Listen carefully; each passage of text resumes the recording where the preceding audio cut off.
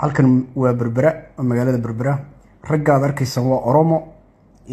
madaxweynaha jamhuuriyadda Soomaaliland Cabdiraxmaan Ciro waxaanu ka codsanaynaa inuu u sheegaynaa inuu hay'adda immigration uu wax ka qabto runtii magaaladii berbera oromo la wareegtay nimankaas maanta halka joogan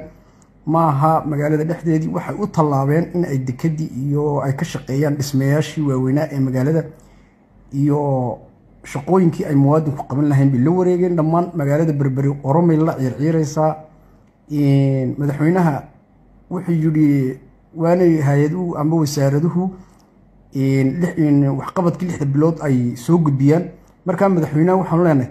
hay'adda immigration-ka wax ka qaba madaxweyne wadankii oromo la wareegtay siiba magaalada berberi waa magaalo xasaasiya waa magaalo ay hantidii dalku yaalaan waa meeshii amnigeedu aad loo ilaalin lahaa nimankii xoog bay u haystaan magaaladii berbera wadiga arkaya nimankaasu dhammaan waa oromo hal qof oo Soomaaliland kuma jiro dhammaan waa oromo marka madaxweynaha waxaan ka codsanaynaa madaxweyne waa in aad wax ka qabataa magaaladii berbera way la wareegeen runtii magaalada berbera way ka nugushahay magaalooyinka kale sababtuna waxa weeyaan waa magaaladii kaliya ee ay Soomaaliland ku xubneed ee dekada ku taalay marka waa in amnigeeda la sugaa dadkana wax laga qabto